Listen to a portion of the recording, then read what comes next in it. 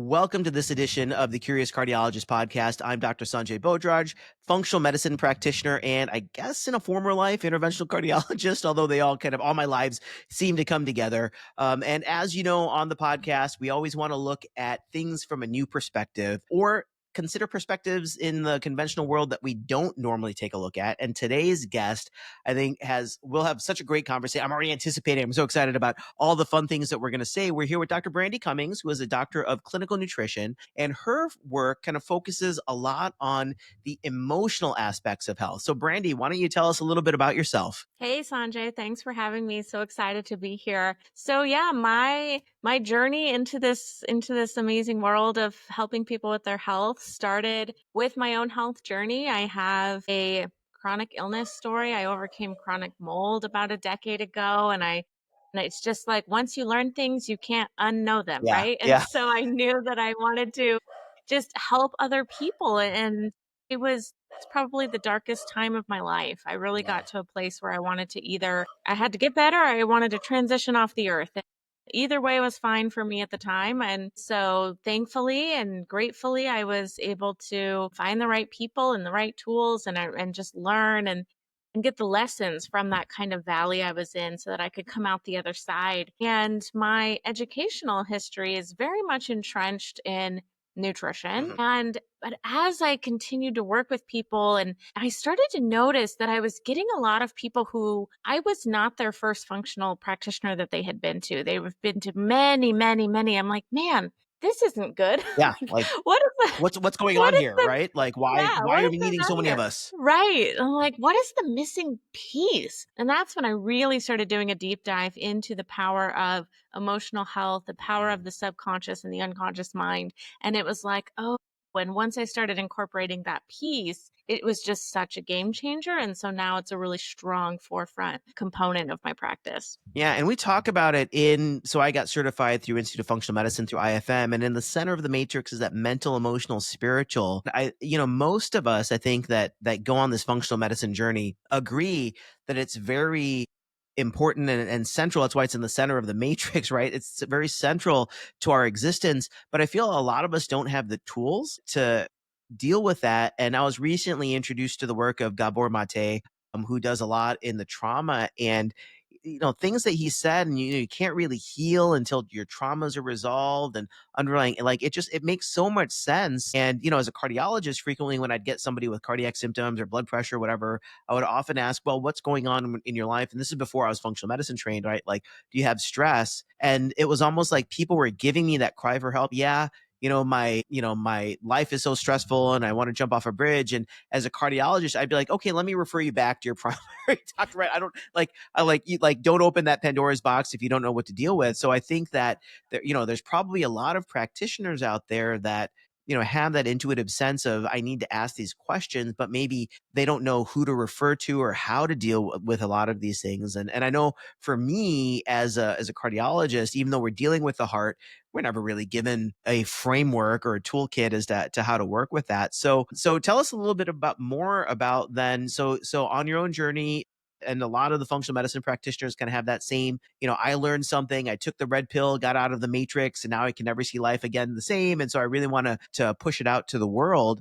But where did this, from a practice standpoint, where did this start for you? Did you start with emotion, or where did what was the kickoff, I guess, for you? Yeah. So when I was dealing with my mold illness, I was just like that person I was talking about that was just going from practitioner to practitioner. Like I couldn't figure it out. I couldn't find any answers. And I was so frustrated, and I went to the ENT and they thought I had Meniere's disease and then maybe it was MS. And it was just, oh my gosh, it was so just talk about impacting your emotions, right? And so as the time went on and I was having less and less answers and feeling worse and worse, the compounding effect of that is that my emotional health was also tanking Yeah. because I wasn't feeling well. I had no quality of life. I couldn't maintain a pregnancy. And I was just getting into a lower and lower and lower spot. And it was really the first time in my life where I had any kind of like suicidal ideation, where I had even considered that maybe that was a better option because I was so unwell and my symptoms were such where I felt like like I was just a host. Like I wasn't really alive. I wasn't really present in my body. I was just a host. So it was like, well, kind of, what are we doing here? And so that's where I was like, man, this is so much more than just the symptoms, the physical symptoms that I'm experiencing. And so thankfully, like I mentioned, I just by happenstance, the universe really has your back. And I just by happenstance met this practitioner and I was like, my gosh. And I started working with him. Yeah. And for the first time, I felt heard and somebody held space for me. Yeah. And it's like just that piece alone helped my emotional health so much. And so it's like that's where I first got the taste of like this strong, strong component of emotional and physical symptoms. Whereas before, when you're studying nutrition, that's like all of my degrees are pretty much based in nutrition. And I've got a list of them. And it's like very much like food is medicine. Food is Yeah. medicine. It's very much on the physical plane. That's great. I have no problem with that. But it's just missing tying in that emotional piece. Well, and I think you said it so well is that particularly, and I've seen it in the cardiology world, and I know probably a lot, like every medical practitioner who cares about patients has probably seen it, but people are like these nomads that are going from doctor to doctor to doctor, and they're Yes. being listened to, but they don't really feel heard, right? And that I think is one of the most important things as practitioners that we can do for our patients is just shut up and let people tell their story, right? I mean, like in the there's statistics, it takes like 7.4 seconds to be interrupted in a medical visit, and I always kind of say, I've got daughters, and so I say, you can't listen with your mouth open, right? It just doesn't work that way, right? So listening to our patients becomes so important. That connection, I think, is huge, right? That human to human connection. And in this world of Zoom and 3D, like I and telehealth and all that stuff, I do think there's something about being in there. But there's a whole field that kind of came to mind of neuropsychoimmunology, right? How does your brain, how does your emotion affect your immune system? And as we know, the immune system fights off infection and helps heal. So there's a lot of aspects to that. So fortunately, so you found this person who was able to shepherd you through. And now, do you work with women? Do you work with men in your clinical practice? Like, how do we approach emotion, or are there specific emotions that you deal with in your practice? Because jealousy is very different than anger, is very different than joy, right? So what are some of the things that you're seeing trends, and what are the sorts of things that you work on? For sure. So in my practice I primarily work with moms. I'm a mom of two myself and I feel very strongly like I have this belief and this opinion that if all the moms were healthy in the world, like all of our world's problems would be solved. And except for so except I'm for deadbeat dads, maybe, but that's a whole other that's another podcast. yeah. Um, so I work mostly with moms. I do work with some men as well, especially as it pertains to fertility and reproduction. But for the emotional piece, so I think it's important for people to understand kind of why emotions can impact our physical symptoms. And so if we think about our unconscious mind or subconscious is really like the 95% that is running the show. So this is your attitudes and your beliefs and your reactions and the programming that you've picked up along the way. Mhm. Like a lot of our beliefs are actually not even our own beliefs, right? Like they call TV programming for a reason. It's beliefs that we've picked up from our family. Maybe we have money blocks Like because we grew up hearing mindsets that and money doesn't grow on trees, right? right, yeah. And so whatever beliefs, whatever programming we have that's kind of been installed along the way, that's the 95% that's really running the show. Then we have the 5% that is the conscious mind, and this is your logic and your reasoning and your creativity. And so what can happen is if we have repressed negative emotions, and kind of the top ones that I see the most are anger, sadness, fear, hurt, shame, and guilt. And so, if we have these negative emotions, what we see is a correlation of these emotions showing up in physical symptoms in the body. So, for example, if somebody has a lot of repressed anger, we see higher incidences of cardiovascular disease with them. If somebody has more repressed fear, we can see more issues in their kidneys. And this isn't kind of in those top 6 emotions that I was talking about, but like a lot of skin issues. People have a lot of skin issues. We see a lot of skin issues connected to more past experiences of feeling abandoned or not feeling connected. Like it's amazing how, Yeah. I mean, we are energetic beings, and it's Yeah. amazing how our emotions and our energy can manifest as physical symptoms. Our body is so good at giving us signals at what it needs. We We just just have to be forgot how we to just have to be translate. dialed in to listen. And yeah, I mean, I think it's really a good point is that we just forgot, but it wasn't really a conscious effort to forget, but rather kind of the quote unquote science of medicine kind of took over and all these healing arts. Because when you're speaking about this is the seat of fear and this is the seat of abandonment, my brain goes back to Ayurveda and like Oh, even yeah. ancient Egyptian kind of beliefs and traditional Chinese medicine where a lot of these ideas kind of form, and we've just been in the modern world kind of thought to think of that as nonsense. But for anyone who understands E equals MC squared, right? All mass has energy, right? And so I think it's exactly right is as you deal with these negative emotions, they do have physical effects. Since I'm a cardiologist, let's maybe dive into the cardiovascular side of things because you mentioned anger. So you see then that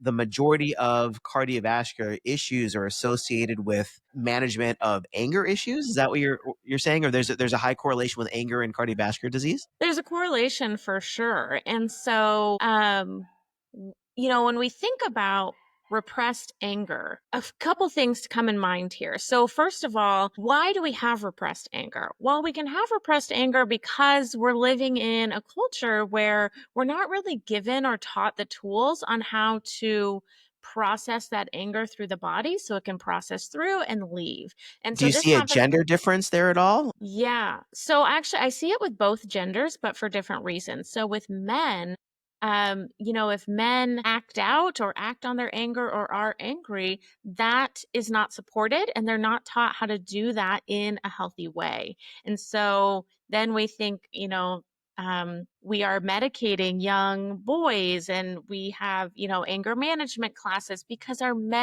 boys are not taught how to process through those emotions in a healthy way. Also, men are not given the tools to process emotions like sadness or fear. They're told to toughen up or that boys don't cry. These Rub are some things dirt they're on it. told. I mean, I don't know that I think the most intelligent emotional mentor I had was probably Mr. Rogers. It's like I was never taught. I mean, like when I mean, I think back to playing sports, and if you're angry, you just took it out on the field, right? Like I power lift, and I remember when I first started, I would tap into my anger, and I'd say anger is the best fuel I have for performance Yeah. because I can just kind of compartmentalize it and unleash the kraken when I need to. Certainly not a healthy way to do it, right? Yeah, and in women, we're kind of taught that anger is more of a masculine emotion, like it's not really safe or proper for us to feel angry. And so both genders, there's a lot of repressed anger that we can have. And if we don't have the tools to let that process through the body, the highest directive of the unconscious mind is to preserve the body. Mhm. But when we have these negative emotions, they leave a blueprint and they contribute to symptoms in the physical plane. And so the best thing we can do is help to get, the learnings and the wisdom from where this anger is coming from and lift that emotional blueprint off of the body so that it's not contributing to negative physical symptoms. And the amazing thing is, we have lots and lots of tools and modalities to do this.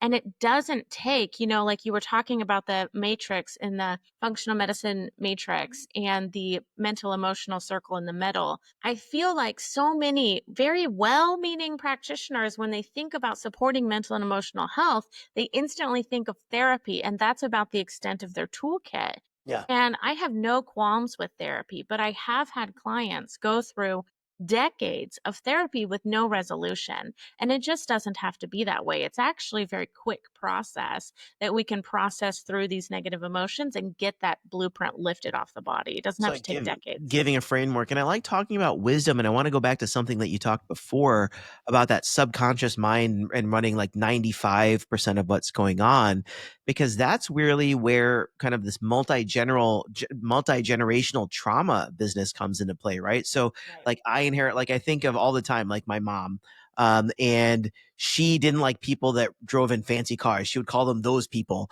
and nothing would please her more than to see a fancy car. Like I remember one time we saw a Mercedes on the side of the road and we drove by in our Buick, and she was all kind of giddy about, you think you're great. And I remember when I got my first kind of nice car, I wasn't like a nice car person, but like, I got like, I mean, it wasn't like a Lamborghini, but it was a nice-ish car. And I almost felt like this weird guilt about it. And Mhm. she probably inherited that from her mom, who got it from her mom, her parents, and kind of so back and forth. So no, I think it's an important point to realize that these anger management issues and these heuristics that we need to have, we didn't a lot of times choose to have them. They were just kind of like Right. ingrained in us, right? So I mean, you probably know the science better than I do, but I kind of feel like I read somewhere that a lot of these subconscious biases and things are formed in us before we're even 7 or 8 years old. Like it's really Yeah. kind of really early on in life that we pick these things up. So yeah, so is that deprogrammable? Like like is it something that you can work on? And I kind of feel like the importance of this generation is to make it better for the generations moving forward, right? So this is a weird time in history, I think, where we have so much insight into these mental, emotional, spiritual things. We know about epigenetics can affect, 7 generations down in terms of methylation of certain genes and things like that. So I feel like there's a new awareness amongst people alive right now in our 30s to 60s that need to make things better for the future to be better, right? So is that something that you see? Is that something that you can feel, that we can measure? Like how does that work in your practice? Yeah, absolutely. And so when I was kind of talking about the unconscious mind before, and then we have the conscious mind. So if we think about um, in between the subconscious and the unconscious, we can have like an analytical wedge in between those.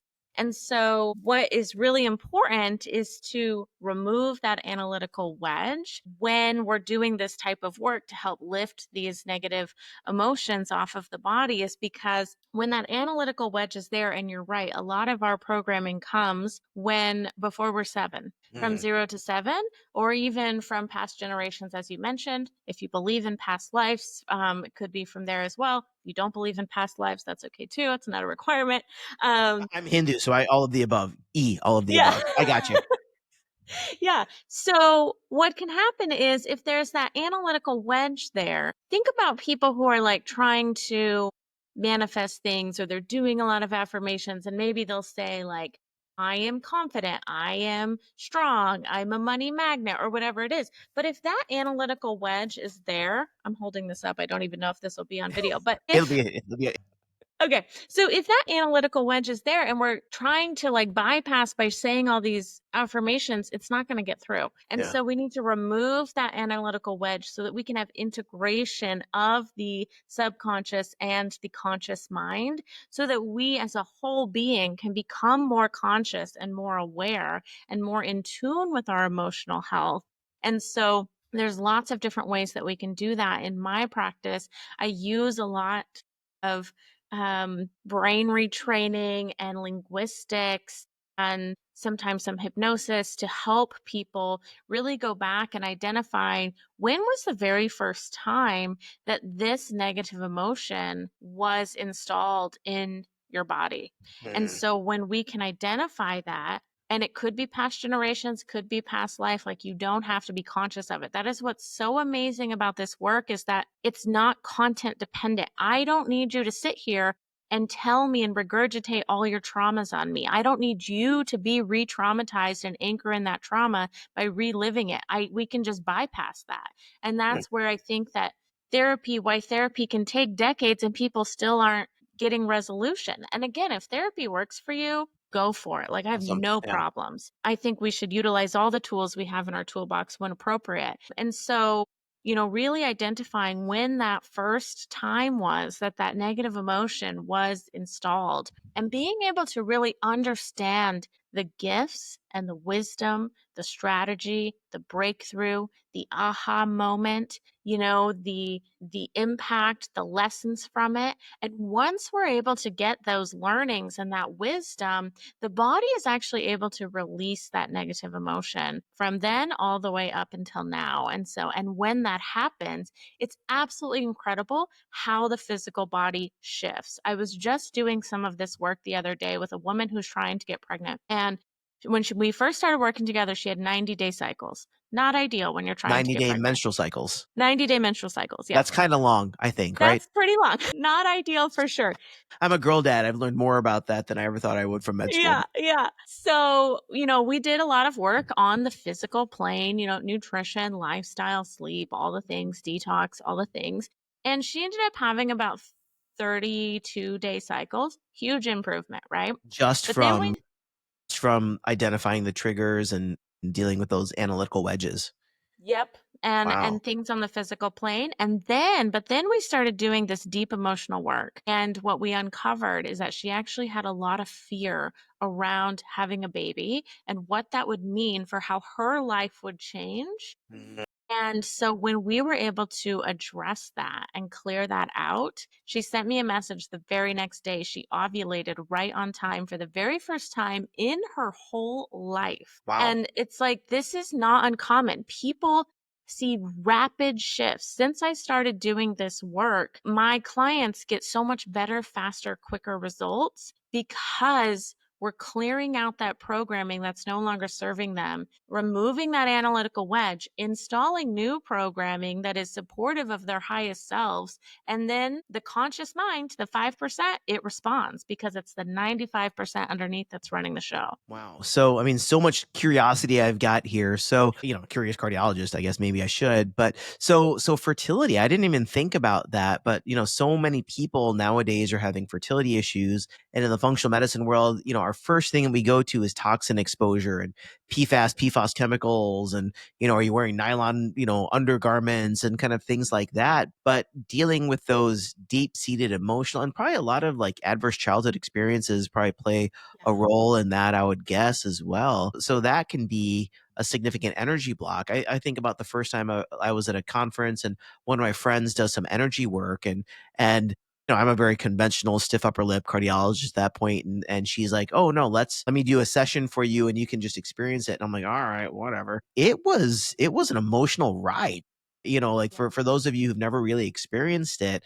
and that was really kind of the one of the things that opened my eyes, I think, to all of these other therapeutic modalities. And why are we just putting people on medicines when you're just, again, that's not root cause medicine, right? That's just masking, that's treating something on top, and maybe you get a little bit more neurotransmitter or less neurotransmitter depending on the situation. But this seems to be so much of a lasting thing. And I know a lot of people struggle with fertility. So what are the major emotions kind of or traumas, I guess, or emotional work that you found in that fertility practice of yours? Yeah, so with fertility, there's a lot of fear oftentimes, especially if there's history of like recurrent miscarriage, there can be a lot Mhm. of shame, and just a person's fertility journey. If somebody is having trouble getting pregnant, conventional model will push them down an IVF IUI route, and that is not supporting egg health.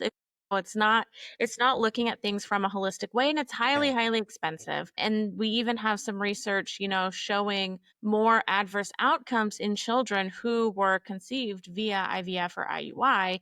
And so it makes sense to think about a different approach. Well, and maybe some of those adverse events are not having dealt with the underlying trauma and those kind of epigenetic shifts to baby as opposed to the more healing work, which is exactly what you do, is dealing with it so that the next generation doesn't have to. Yeah, 100%.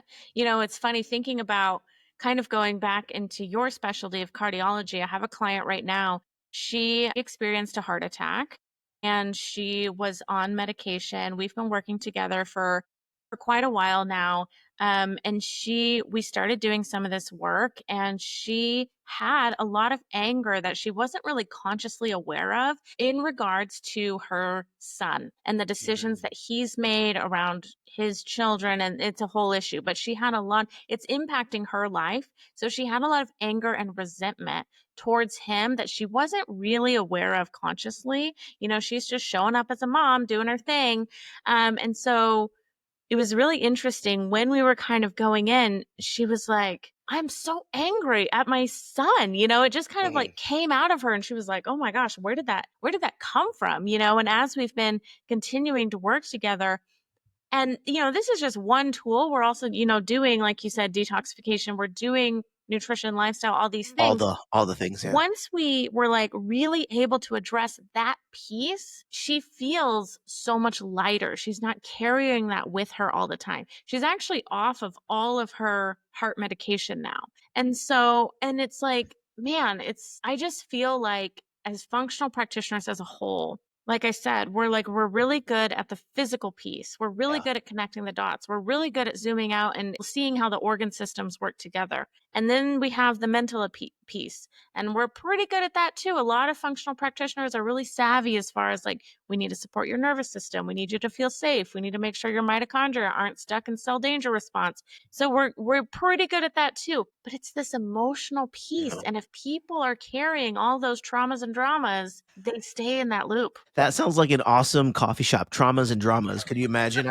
I'd go buy a scone there. I mean, so as you're speaking, it reminds me of this quote that I heard: "Anger is the punishment we impose on ourselves for someone else's bad decisions." Right? And it really affects us. I mean, I know, if man, like I call it brown man anger. Like you talk to any Indian guy, and we've all got it. Like we cultivate it, like we cultivate spelling bee champions in India, but I mean, it is so pervasive. And what do you see in modern society? So you mentioned that we don't have the toolkit to kind of diffuse it, right, before it really kind of comes to a head. And I think of that Inside Out movie where anger, the character, his head would just flame up. But, are there things in our environment that are making it more difficult for us? Are there things that modern life is imposing on men and women both to prevent us from diffusing that anger? Like what are your thoughts around that? Is there such a thing, or am I just making stuff up? Oh, I have so many thoughts about this. I think so like a huge percent of our modern lives are contributing to this. But what I think is the biggest thing, and is also the easiest, most free thing to fix, which is also great when there's a solution that isn't, like 5, 6 figures Yeah, and takes I 12 love nickel months to get solutions to to. $1 million problems. I always say that. Yeah. Right, right. But I feel like we are so disconnected and dysregulated from a circadian rhythm perspective. We Mm. have all of these devices that are meant to keep us connected. From my perspective, we're more disconnected than ever. And especially now with the integration of AI into our lives, like people are craving on a deep cellular level that strong heart to heart, human to human connection. And also not just connection to other humans, but connection to nature. And so when we are syncing up the timing of our light, the type of our light, and the position of our light, when we're syncing up those three things, Yeah. we are able to discharge negative emotions, negative energies that are no longer serving us. Also, the earth is so amazing. It's such a great energy donor. We're able to get those beautiful electrons from the earth that just give us voltage and vitality and bandwidth and resilience to be able to function on a higher, more robust, resilient level, which is what we so badly need right now because of all the toxins we're exposed to, because of all the stress, because of all the EMFs, because of all of the news media. Humans aren't Mm. really meant to know what's happening on the other side of the world, you know? Yeah. But we have all this information. It's just like information overload. And so from my perspective, the easiest, best, fastest, cheapest thing we can do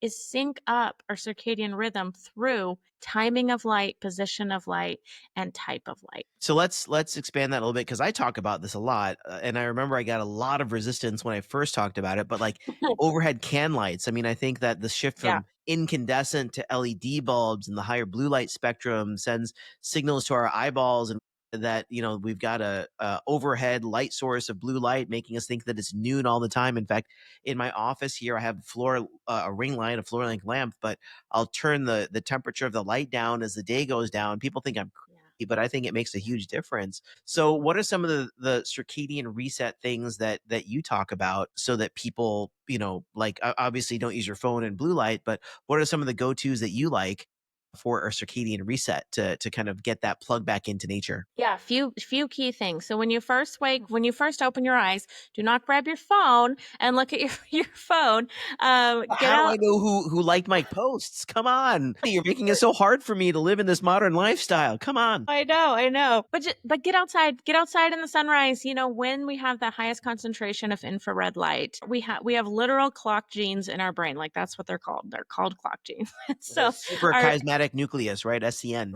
I think, is Yes, the seed yes. of that. And Yeah. so we need to get that message about what time it is. Also, we have photoreceptors on our skin. So, like, this is a great time of year in the summer at the time of this recording. If we can get outside with as much skin showing as possible, we have amazing photoreceptors. I actually Socially have a appropriate amount of skin. Maybe we should put that out there. Socially a appropriate amount of skin. disclaimer. Yeah, please no streaking through your neighborhood. We're And streaking to the gymnasium. What was that line from what was that movie with Will Ferrell? Anyway, sorry. What was that? What was that? oh, We're yeah. going to the quad and then down to the gymnasium. Anyway, whatever. We'll Anyway, cut this part out. I digress. A lot of bad movie references on the Curious Cardiologist podcast. I apologize to Yeah, our listeners. I'm here for it. Old I'm school. so That's here what it was. for I it. think it was old school. Anyway, so sunlight exposure, certainly for our eyes as well as our skin. Now, one of the things that I read, they actually suggested not wearing, because contact lenses will actually have a Yeah. UV filters. So even walking around, kind of, I'm blind as a bat without my contacts in. But what I do is I wear my glasses and I'll take my glasses off. I walk my dog in the morning Yeah. to get that straight kind of. I mean, don't stare into the sun, but that light exposure makes a difference. Yeah, and if you can be barefoot, if you can get those beautiful electrons from the earth, I love a habit stack. You know, this whole morning routine you could literally have done in 5 minutes, and would provide a net benefit for your health. And so that's why I say it's like the fastest, most inexpensive thing that we can do. I actually have a student, so I'm an instructor for a functional nutrition program, and I have a student who is chronically constipated for decades. So I told her about this. I'm like, well, we have like extra photoreceptors over our digestive system, which, if you ask me, is not an accident. And like, try going outside with your stomach showing and see what happens. We had class on Thursday and then we had class on Monday. And Monday, she was like, I cannot believe it. I've been Wow. suffering for decades and I'm not constipated Well, anymore. I'm not sure that I'm going to rock a bare midriff anytime soon, but it's good to know that that's out there. I mean, it's such simple, elegant solutions from nature. And if you think about a lion right out on the savannah, they're parasympathetic. They're sleeping almost 90% of the time. And, they don't have hair. Like, I think of my dog when he takes a nap, when he's like tummy up, there's maybe no hair on his belly for a reason, right? Because Yeah. maybe that's the photoreceptors. And I didn't realize that. That's something new I learned today, that there's photoreceptors on the belly. So you just kind of lay out. And have you ever heard of this perineal sunning Yeah. trend? I don't know. That's definitely kind of like showing off your business to the That's sun, next but level. apparently it helps with vitamin D, Yeah. the actual vitamin D, whatever synthesis in the body. But we're meant to be outside, and as you're kind of talking, I think I'm learning how to surf, and I think about how great I feel after I've been in the water. Number one, being moved by Earth. For those of you who've never been in the water, it's an experience, right? It's Yeah. really kind of a humbling experience to be moved by the earth, but being out in the water, feeling the waves, being barefoot, discharging the electrons, my electroneutrality is back. The cold aspect of it, but being in the sun, all of that, like, there's a reason you don't have angry surfers, right? Is because they're doing, I think, a lot of the circadian things that you're supposed to do, and you just feel so much better. So I totally agree. Why don't we get back to cardiac, and why don't you tell us, since of course it's a cardiology podcast, and maybe so share some of the greatest hits that you've had with your clients in terms of, I had a guy with this and we did this. Like, what are the sorts of conditions that can really be affected with this emotional work that you're talking about? Oh my gosh. Um, it's just like it's like the accelerant to whatever work they're already doing. It makes whatever protocol they're on with their practitioner just work better, faster. get easier results. And so the biggest things that I see are actually improvements in digestion. Also, I'm seeing a lot of increase in stability. I don't know if you've noticed this, but I feel like we kind of have a pandemic of sensitivity going on where people are just hypersensitive more so than they ever have been before. Like Sensitive emotionally or to physically or immunologically? Or all of both. the above? I think all of Yeah, the above, to be sensitive honest with you. to EMF, sensitive to food, Mm, sensitive to odor, sensitive to meds, sensitive to yeah, supplements. They're just like really hypersensitive. Mast cells are, overreacting all the time. And and so what I find is with this work, there's just a big increase in stability and yeah. resilience and feeling more robust and being able to interact with their environment in a robust way because I feel like I've also worked a lot in like the chronic illness space, kind of this POTS, MCAS, long I mean, COVID, I the was whole I was thinking postural orthostatic tachycardia syndrome is yeah. now being related to mast cells, and so there's a huge now intersect. So as you were mentioning that, I was like, boy, I wonder if POTS is something that has an emotional underpinning as well. That would be a fascinating therapy for something that has quite honestly completely perplexed the conventional cardiology world for so many years. Yeah, I've seen that. I've worked with several people with POTS, and what I see and fear show up a lot in these people, and it's that work is not even on the radar. Even in the Yeah. functional medicine space, they're increasing their salt, they're focusing on detox,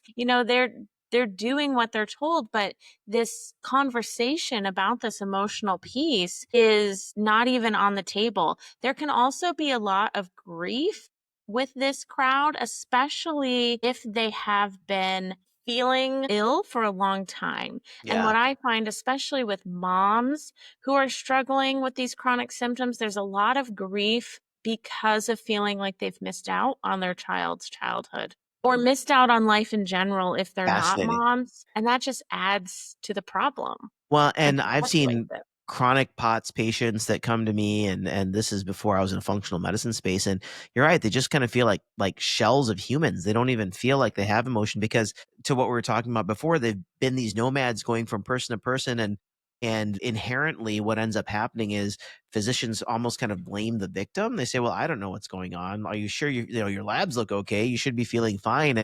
And so that it's just like a chronic learned helplessness that happens, and so there's probably, I think shame. I mean, you know better than I do about emotions for sure, but there's also probably an isolation that happens, right? Or that feeling of am I the crazy one, right? That I don't know what the proper emotional term is for that, but once they kind of deal with that, it would be amazing to see those people thrive because it is such a debilitating disease, but also something that just falls through the cracks because it doesn't in the conventional world, like brain symptoms go to neuro and heart symptoms go to cardio and cancer symptoms go to oncology. But POTS is one of those things that is so multifactorial. I was actually pretty fascinated by the mast cell work that's being done because I never would have equated those two.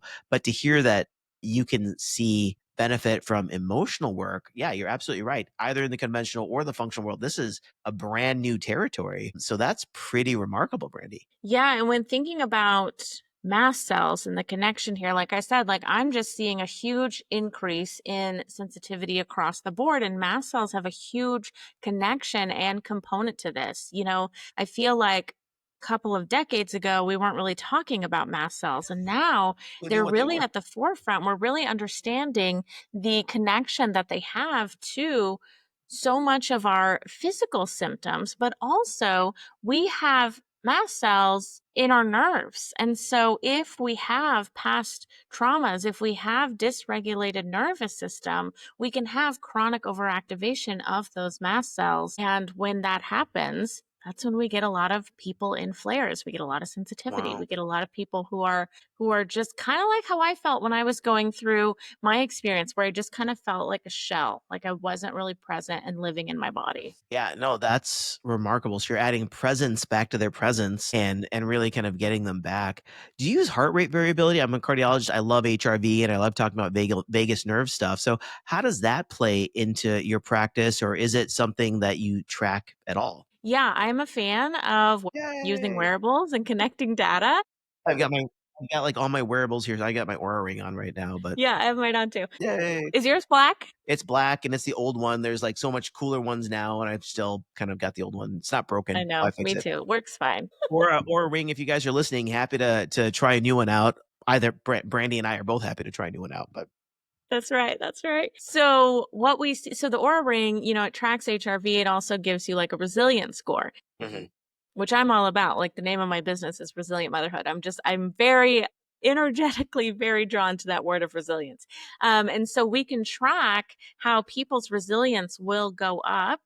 And how the Aura Ring gives you like your cardiovascular age. There's scores. Yeah, Yes. And so we can see cardiovascular age go down and HRV go up. And it's just love having, there's a whole conversation about the detriments of wearables and EMF, blah, blah, blah.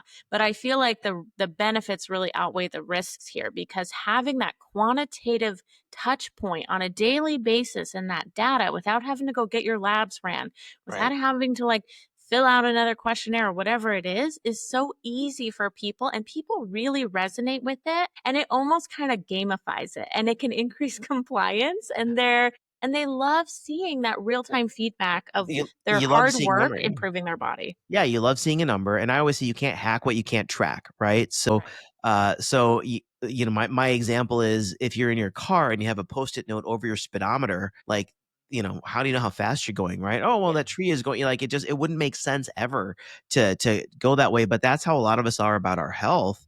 We don't realize, and so until something is broken, we don't know. Until we feel a symptom, we don't know. But now, what I love about this new kind of world of wearables is that it's democratizing these insights that people can get, and HRV is a great example for those of you who aren't familiar. So heart rate variability is what we're talking about. So your heart beats at 60 beats per minute, right? Or whatever that number is for you. But based on your rev up fight or flight system called the sympathetic nervous system, or your cool down system, the parasympathetic nervous system, there's a tension between the yin and the yang there. And where that set point is can affect a lot of different things in your body, one of which are these millisecond variations in your heartbeat. So it's not like a metronome every 600 or 1,000 milliseconds that it beats, but rather you have these micro variances. And so that can give you insight into where that sympathetic parasympathetic tone is. I have a reel or a YouTube short on this. You can go check it out. But I think it's so impactful, and now it's so available to practitioners. 1,000 years ago, I did a bunch of nerdy research on heart rate variability, never thinking that it would be something that you could track wearing a ring or a wearable device. So I think it's really cool. So it's great to hear that you incorporate that into your practice as well. Yeah, I actually saw when I was at Target the other day and they were like selling Aura rings. I was like, "Oh my gosh." Like the accessibility has really gone up, which is Well, great. and we're talking a lot about that, but almost any wearable now has some score. There's Whoop that I use a lot. There's, Yeah. the Fitbits and Garmin watches, and I mean, like Samsung watches, Apple Watch, all of these. They're giving them people. In fact, I was talking to a nurse friend of mine just today. She was asking me about this, and I'm worried that I might have adrenal fatigue and this, that, and the other, and I'm working out 6 days a week, and I'm like, well, what's your heart rate variability? And she's like, what's that? I'm like, come on, you know what it is. Like, and so I told her where to find it in her watch, and it ended up being low. And I was able to say, you know what, I think you might be overtraining. Like, you're maybe dial it down a little bit. And people don't realize that sometimes when you're in that wired or tired mode and you're just trying to do more and more and more, it's like adding more to your plate. The hardest thing we can do is learn how to say no, but like you're adding more to your plate and putting your body in an even greater response. And if you're physically tired, if you're emotionally exhausted, I was having a conversation about this today. When you have emotionally exhausted, those primitive emotions of anger and fear, like you go into like this caveman mode, right? Where these primitive emotions really take over, and the analytical wedge, as you were saying, just kind of stops existing. Yeah. Yeah. And it's what I'm seeing is that our baseline is becoming lower and lower. Like we just keep grinding and working harder, faster, better, stronger, longer, and just keep going. And we're just not meant to operate like that without like slowing down and truly breathing and getting air into our belly and our lungs and Yeah. connecting to nature and saying hi to our neighbor and like I just feel like it's going to be interesting to see what happens over the next couple decades with how AI continues to integrate into our lives. Because from my perspective, I feel like, how when COVID first happened, all of a sudden everybody was like baking bread and doing jigsaw puzzles. Like, I feel like we're going to see more of that where people are just craving slower, simpler, more connected lives. Well, and one of the trends in healthcare that they talk about a lot moving forward is how do you create community, right? And Yeah. like in the program that I run, well, 12, I always say this. And whenever you know a proverb, but you don't know who to attribute it to, and it sounds smart, you say an ancient African proverb or whatever. But I think it's from the Middle East somewhere. They say, if you want to travel fast, go by yourself. If you want to go far, travel in a group, right? And so really these connected experiences, virtual or preferably in person, I think do give us a lot of that mental, emotional, spiritual resilience, right? People with more friends have less threat in their life, right? They're less threatened by a scary event. So if you're and think about it, if you're solo living staying in a haunted house, and you hear a creak, you freak out. But if there's like 50 people there, you're like, all right, what was that? Did you hear that? I didn't hear that. Did you? Right. So really kind of creating this group. And I think you're right, kind of moving forward, we need to create more community. And that's almost anti-theme to what's happening with AI. I was just reading a news story about a kid that was using AI as a therapist, and somehow the AI told the kid to that the only resolution was suicide, so he killed himself. Super sad story. But they're real problems, and I think if this kid had connection, maybe there would have been a perspective there or something. So yeah, who knows where the AI world is taking us. So tell us a little bit about, let's maybe get out of the AI discussion, out of that rabbit hole, but getting back to your practice. So who are the people that you're like, yeah, you know what, this is really kind of my wheelhouse. These are people I love to help. This is what I could do all day, all night long if I got paid for it or not. This is who I'm here to serve. Who is your ideal person that comes to you and you're just like, yes, I got you. Yeah. I tend to like my favorite person is the mom who maybe waited to have kids because she was focusing on her career. So maybe now she's a little bit older. It's so funny. I just posted a reel on my Instagram about like the term geriatric pregnancy. We will not be using that Which term. is over the Um, age 35, right? If yeah. I Yeah. remember, like, boy, that's a perspective. I remember when I was a med student, I was like, oh, that's like forever. And now I'm like, 35, that's so young. You're barely a teenager. You're barely like I through know. teenage years. I Yeah. know. But there's a lot of unique challenges that happen when you have kids in your late 30s or early 40s. And there's a lot of hormonal shifts that could be from childbirth or from perimenopause. And maybe you're caring for your parents and you're also caring for your kid and you have your career and you just want it all. And you can. And you don't have to settle. You do not have to settle. We just need to rev up your resilience, your capacity, your bandwidth, your cellular energy, and process through negative emotions that are maybe holding you back from a life that you love and that lights you up, and fuel your body properly and reconnect to nature and to yourself and your own purpose and to your fellow humans.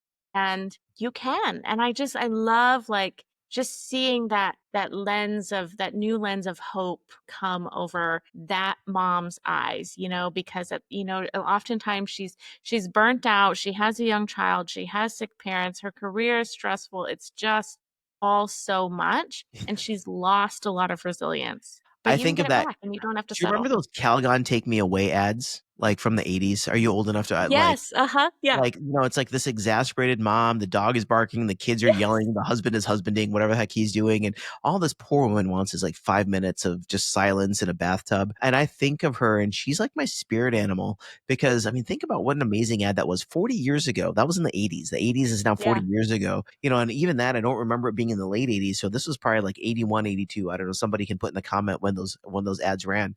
But it just makes sense. And I just think about kind of this happening to multiple generations. Yeah, that was like, those women were grandmas, or grandmas now, right? A human generation time is 20 to 25 years. So like it just goes back and back and back, and just getting back to what we said, we need to break the cycle, right? Like we need to kind of chill and make sure it happens that way. And as you're kind of speaking, I always think of this thing we say in interventional cardiology when you're doing procedures. You don't want to go, there's a difference between fast and efficient, but one of the things we say, slow is what fast is slow and slow is smooth, right? And so you just want to kind of go easy and kind of and maybe that's something that we should all kind of think about in terms of our lives is just kind of slowing down and being smooth. And I've found in my practice that 90%, I would say, of kind of whatever medical complaint it is, thyroid or heart or whatever, 90% gets better when we optimize diet and lifestyle, right? It just, everything kind of balances out. And then the 10% of the time or 20% of the time, depending, like, then you put on your thinking hats and you do the testing. But so much of this is diet and lifestyle. Well, Brandy, super interesting discussion today. And boy, we took it in different directions. I didn't know that we are going to talk so much about fertility and OBGYN. I would have called, I'm not the curious gynecologist, but that's cool. I love it because it's adulting, right? It's what we do as humans and as parents and people who are alive. So I always end the podcast asking a couple kind of screwball questions and kind of getting to know you questions. So the first thing is, what is your favorite food? What is something, if you're on a desert island and you could only eat this for the rest of your life, what would that be? And hot dogs is the only wrong answer, probably. Oh, probably beef. Just steak all the time. Just steak all the time. I'm good. I'm All right. good with that. Lovely. And I don't know where how you feel about that as a cardiologist, but that would be my favorite. well, like I was having this discussion with someone today, is I think that there's so much nuanced about the food intake, and it's a lot more about there's a whole, I don't mind it. I'll take it. Hot dogs are just super Okay. toxic. That's why I said hot dogs are wrong answer. All right. And where's one place that you've been that you just said, wow, this is the most perfect place on earth? So there's this little tiny town on the Oregon coast called Seaside, and I love Seaside so much. I've traveled there with our girls several times, and the core memories that we have made there as a family. My oldest daughter, she just turned 7, but she still talks about things we did when we were in Seaside when she was 4 and when she was Wow. 3. Like, we've made so many core memories there, and all of our favorite things are there. Like, anytime I think about going on vacation, I just want to go there. Just go there. And then last, what's your favorite emotion? Since we talked all about emotions today. My favorite emotion is love. I love Oh, love. I am like, yeah, I love love. I love it. I love it. Well, thank you so much for being here. A wonderful talk. Maybe we'll have you back on and we can talk a little bit more. Maybe we need to talk a little bit more about cardiology next time, but that's okay. I love the discussion today. I think that the work that you do is so interesting. And, as I mentioned, the purpose of this podcast is to look at old problems in new ways or new approaches. And man, dealing with emotions is like one of the things that nobody, I think, well, a lot of people don't have the ability to deal with, meaning the skill set, but also like a lot of people probably don't want to deal with it, right? Because it kind of slows you down in clinical practice. But on the patient side of things, I think it's one of the most important things that we can do is help people manage their emotions because, think about how many lives anger has probably ruined, right? Or guilt or shame or envy, right? I mean, there's so many of these emotions. I always think of Inside Out when I think of these emotions, right? That Yeah. movie. But like, so many things, and really healing these emotions is so central to so many conditions and cardiovascular, cancer. I'm sure there's associations with cancer, Yeah. GI manifestations, all of these things. So I think the work you do is awesome. So thank you for sharing your time with us, and thank you for being on the podcast. I think it's absolutely fascinating. So thank you for being here. Thank you, Sanjay. So good to chat with you. And thank you guys, the listeners, for being here as well. We really enjoy having our discussions and bringing new perspectives to you. If you like what you heard today, please like and subscribe to the podcast. If something resonated with you or you don't agree with something that we said, then put a comment in. I love getting the comments back and I read them and I try to get back to you. So definitely let's engage. You can follow me on Instagram at Dr. Sanjay MD. And Brandy, where can we follow you guys? Where can we follow your work? Resilientmotherhood.health. All right, we'll put all your links in the show notes for today. But again, thank you for being here, and thanks guys for listening to the Curious Cardiology podcast. We'll catch you next time.